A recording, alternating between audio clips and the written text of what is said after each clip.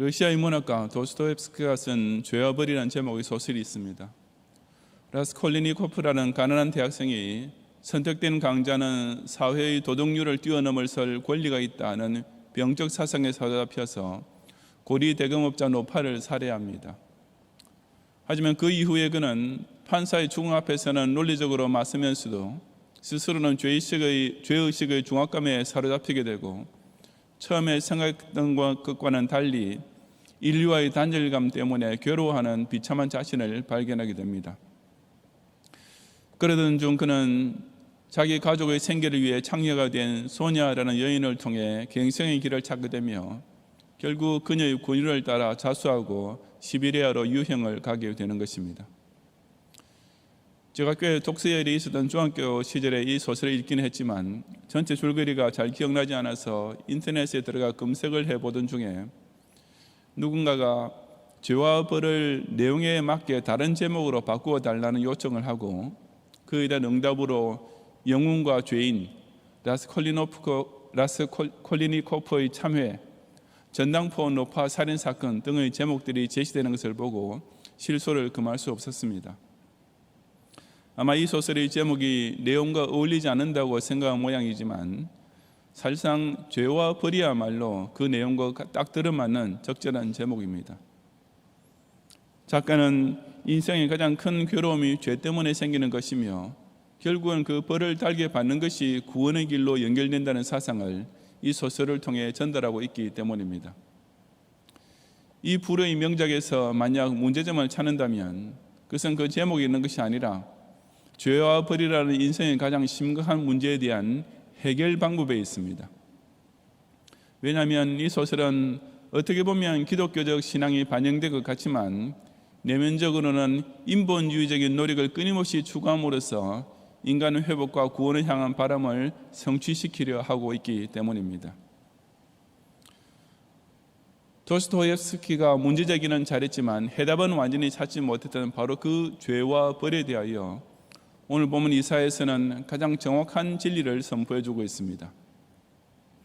이사야라는 이름의 뜻은 여호와는 구원이시다인데 그것이 또한 이사야서의 주제가 됩니다.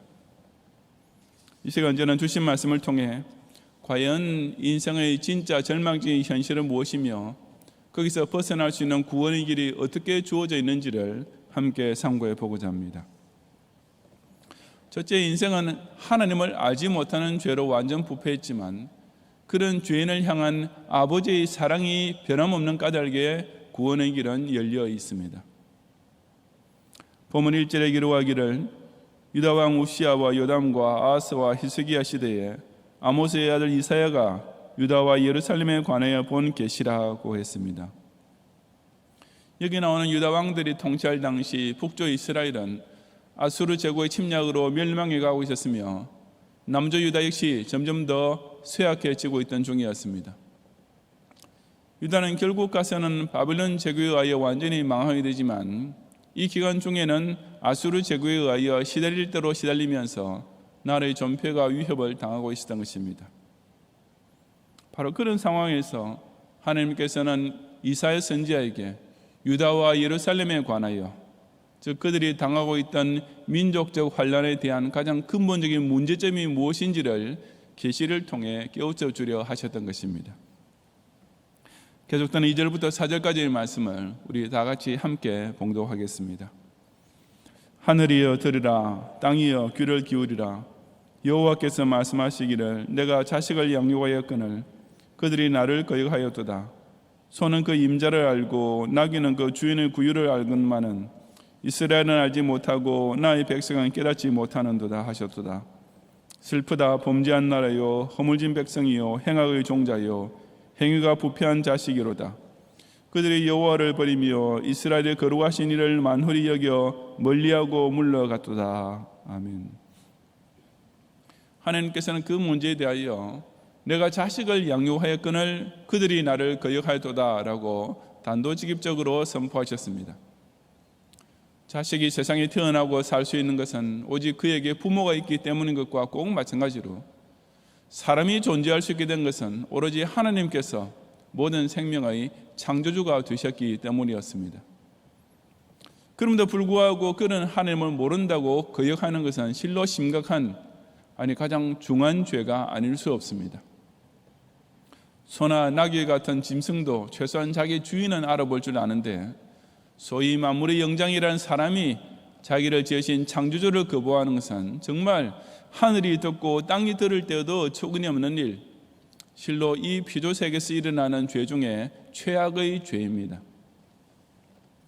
특별히 이스라엘은 하나님께서 나의 백성이라고 부르시는 선민이었습니다.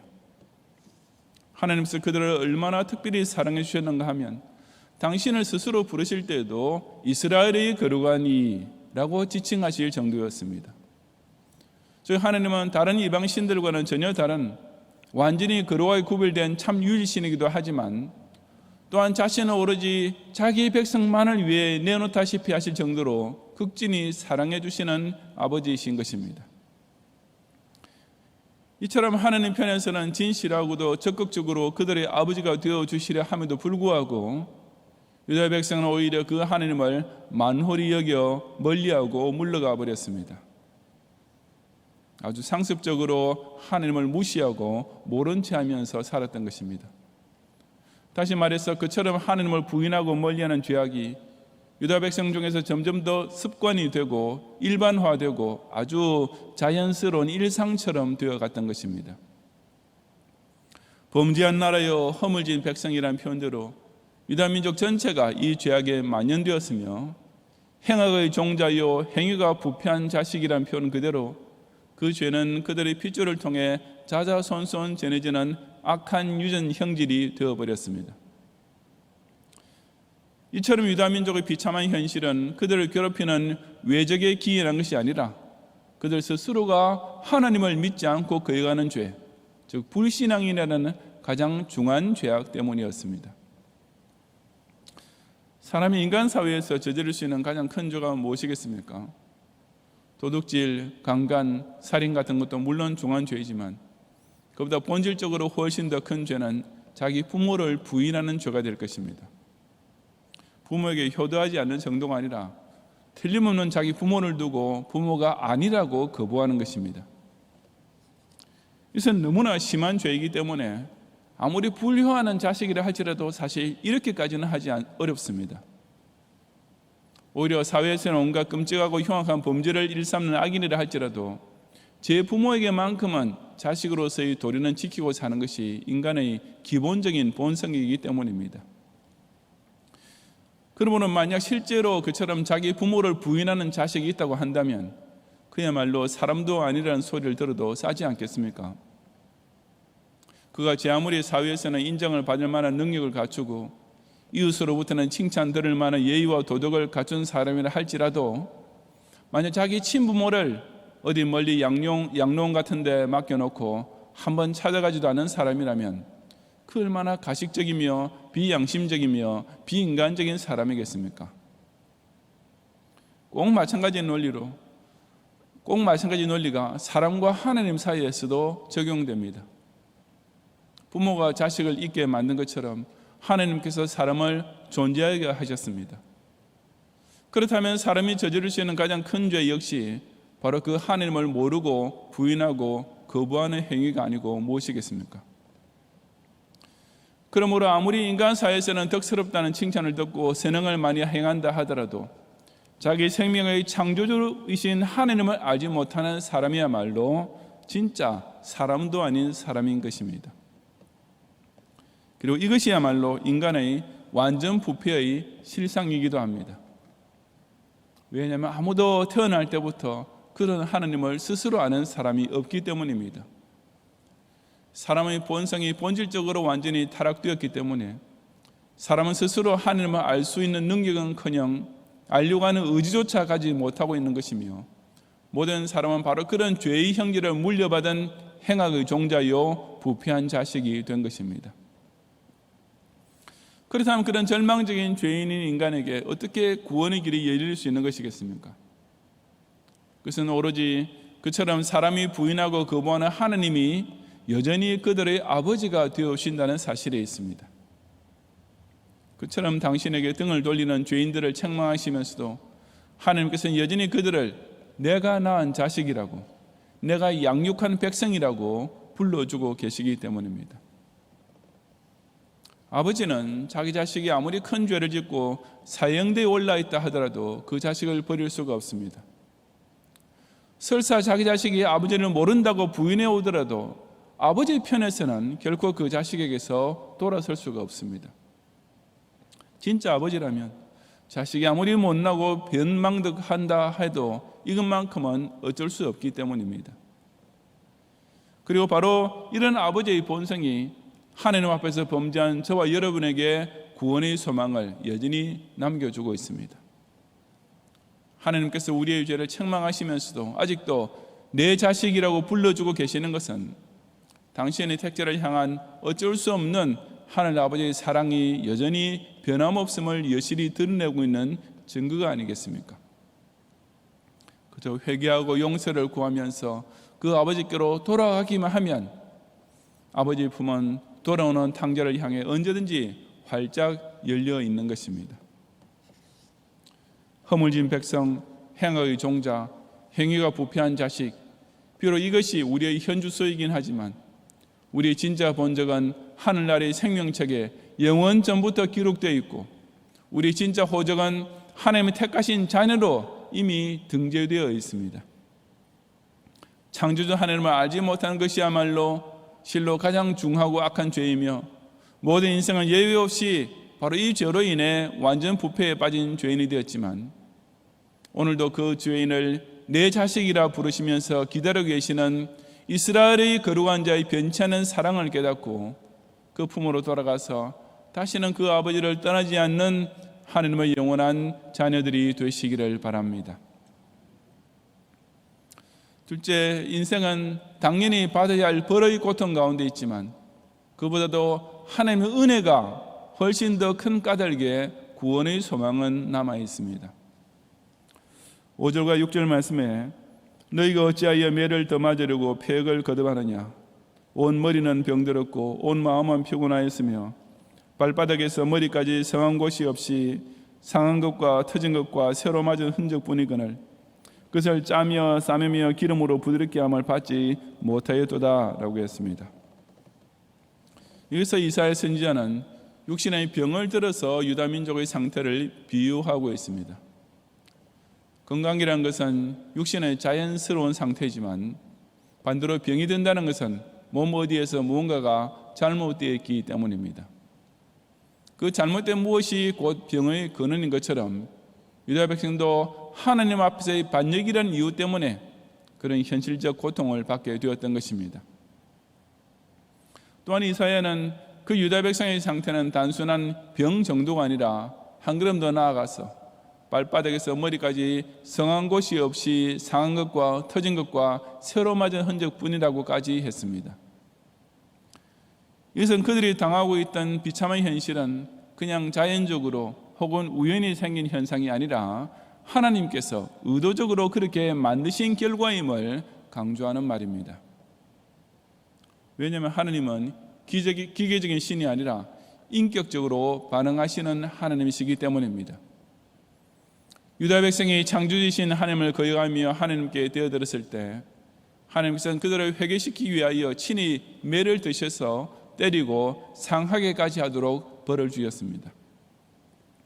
아수르 제국의 침략으로 고통을 받으면서 유다인들은 왜 자기네가 그런 고통을 당해야 하는지 억울하다고만 생각했겠지만 사실상 그것은 그들이 저지른 죄에 대한 지극히 당연한 결과에 불과했던 것입니다.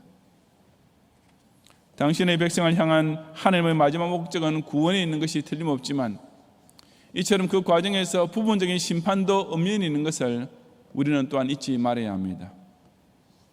하나님께서는 어차피 지옥 갈 인생은 그때까지 가만히 내버려 두시지만 택함받은 성도가 범죄할 때는 이 세상에서 그 죄값을 치르도록 벌도 내리시는 것입니다. 우리는 자기 인생이 다 잘 되어가는 것이 당연한 일이라고만 생각하고 반면에 만약 어떤 나쁜 일이 일어나면 그것을 비정상적인 것으로만 여기는 버릇이 있습니다. 하지만 과연 그러하겠습니까? 과연 저와 여러분의 인생이 항상 잘 되고 늘 만족스러워야만 당연하겠습니까? 도대체 우리가 무슨 이유로 해서 그처럼 완벽한 인생을 기대할 수 있다는 말입니까? 저와 여러분이 하나님 앞에서 잘한 것이 도대체 얼마나 있다고 자기 인생은 늘 만사 형통하기만 해야 한다고 감히 요구할 수 있다는 말입니까? 왜 내가 이렇게 고통을 당해야 할까라는 질문에 앞서 왜 내게 좋은 일만 생겨야 할까를 생각해 보시기 바랍니다. 내 인생에 반드시 좋은 일만 생겨야 할 이유라는 것을 정말 하나님 앞에 내놓을 수 있습니까? 그와 정반대로 우리에게 나쁜 일만 생겨도 아무 할 말이 없는 이유는 얼마든지 있습니다.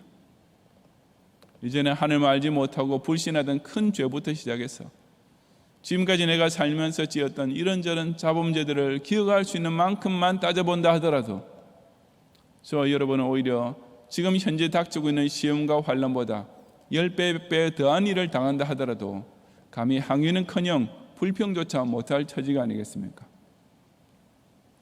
인생이 당하는 고통이란 것은 우리가 하나님 믿기 전에 지은 죄와 믿은 후에도 짓고 있는 죄들을 계산해 보면 조금도 억울할 것도 원망할 것도 없는 지극히 당연한 대가일 뿐인 것입니다.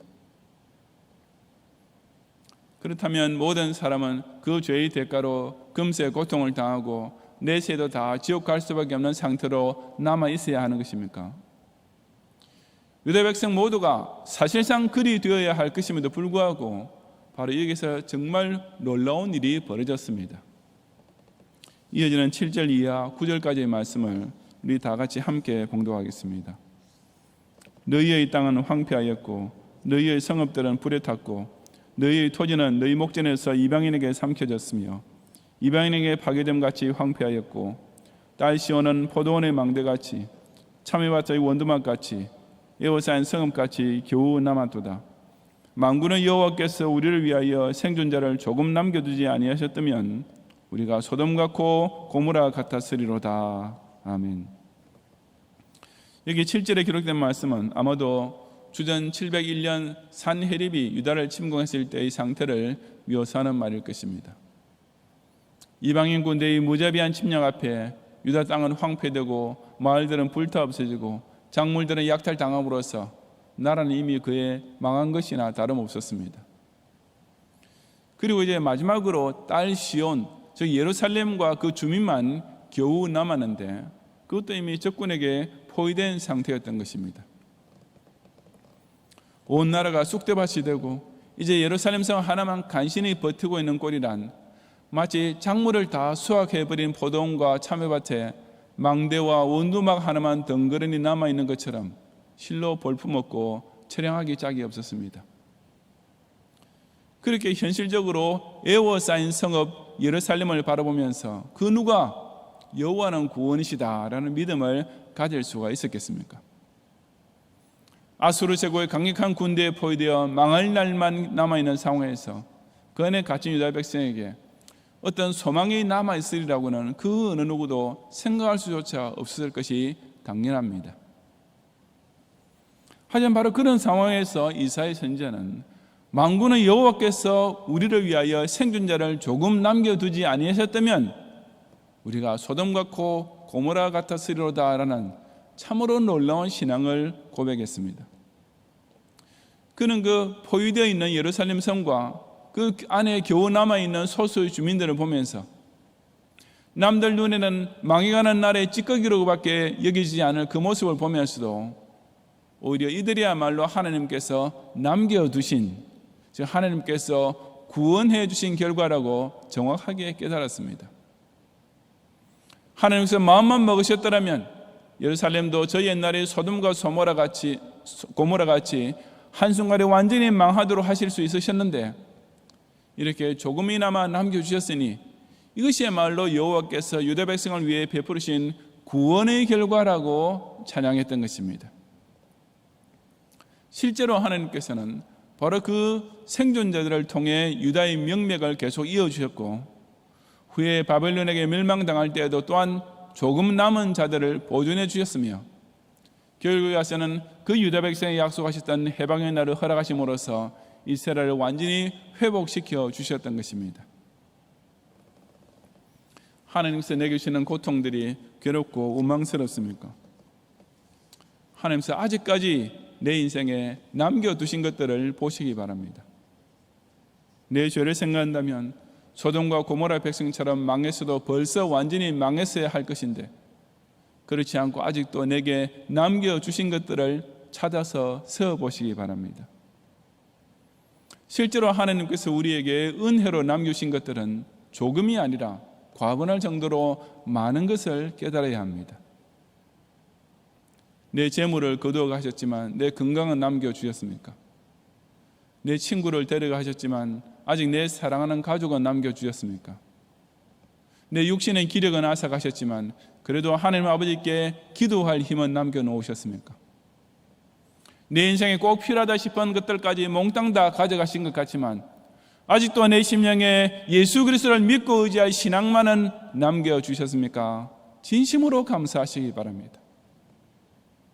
그것이 세상 사람 눈에는 조금 남은 것처럼 보일지 몰라도 저 여러분은 그 조금을 남겨두신 것이야말로 만군의 여호와께서 우리를 위하여 베푸르신 은혜의 결과인 것을 깨달을 줄 알아야 합니다.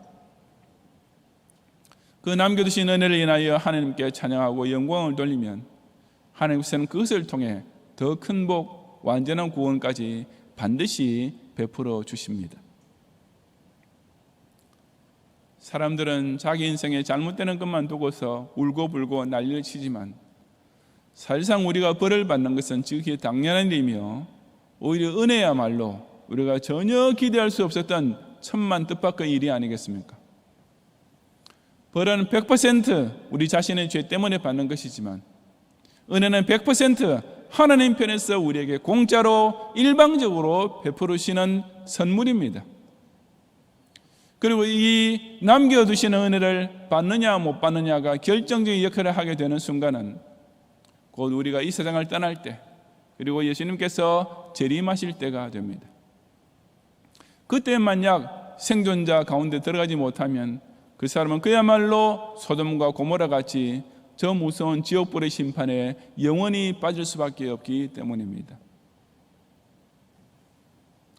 왜 하나님께서 이 어려움에서 당장 나를 구원해 주지 않으실까 하는 원망스러운 생각이 들 때마다 저 여러분은 자신의 죄를 먼저 돌이켜보면서 당연히 받아야 할 더 큰 벌 대신에 이만큼 남겨주신 것들을 꼭 찾아낼 줄 알아야 합니다.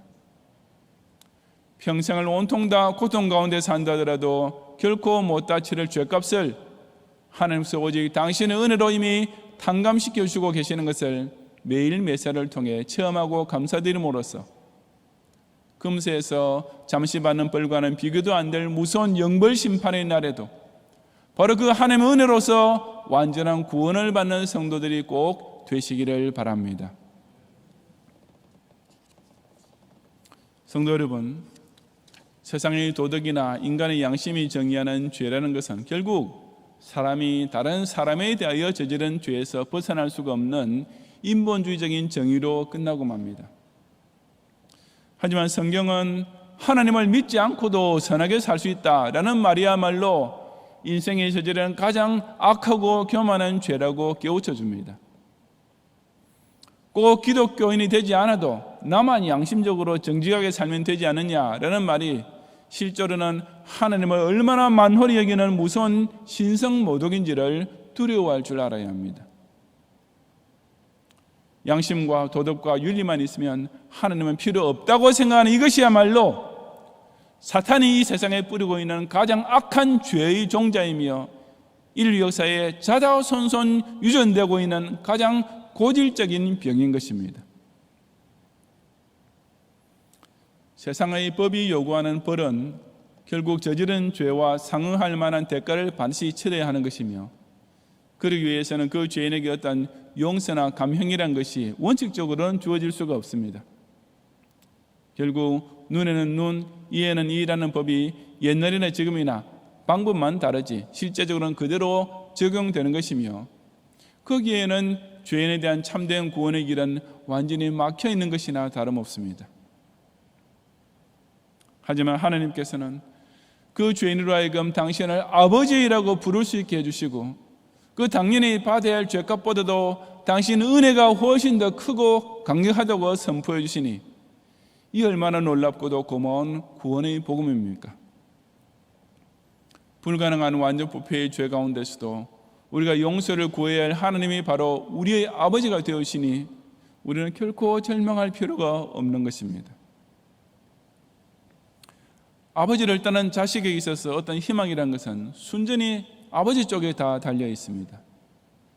만약 아버지마저 외면하면 자식으로서는 끝장일 뿐입니다. 하지만 그 아버지가 기다려주고 계시는 한, 우리 천부께서 기다려주고 계시는 한, 그 자식은 어떤 중죄를 저질렀다 할지라도 여전히 희망을 가질 수 있습니다. 하나님 아버지의 사랑이 용서하지 못할 죄는 없고 하나님 아버지의 은혜가 말소시킬 수 없는 벌은 결코 존재하지 않기 때문입니다. 일단 사람은 자기의 가장 크고 본질적인 죄가 무엇인지를 깨달아야 그 죄를 용서해 줄 구세주를 바로 찾을 수 있게 됩니다. 자기가 받을 벌을 당연한 줄로 인정할 줄 알아야 그 용서의 사랑과 은혜를 베푸시는 아버지께 진정으로 감사를 드리고 그 관계가 회복될 수 있기 때문입니다. 우리가 다 본질적으로는 죄 가운데 태어나서 하나님과 원수가 되어 살았지만 어제나 오늘이나 또 영원토록 하나님이 하늘에 계신 우리 아버지가 되신다는 사실이 바로 구원의 증표입니다. 우리 모두가 다 죄값으로 고통스러운 인생을 살아야 마땅하고 또 진짜 무서운 영원한 벌도 남아있지만 당신의 택자를 향한 은혜가 훨씬 더 크고 강력하다는 사실이 또한 우리 구원의 보장입니다. 죄와 벌 가운데서 살 수밖에 없었던 우리에게 이처럼 사랑과 은혜로서 찾으시고 불러시는 고마우신 하나님을 진심으로 영접함으로써 그 만군의 여호와께서 남겨두신 자에게 베푸시는 금세와 내세의 구원을 다 함께 누리는 성도들이 되시기를 주님의 이름으로 축원합니다.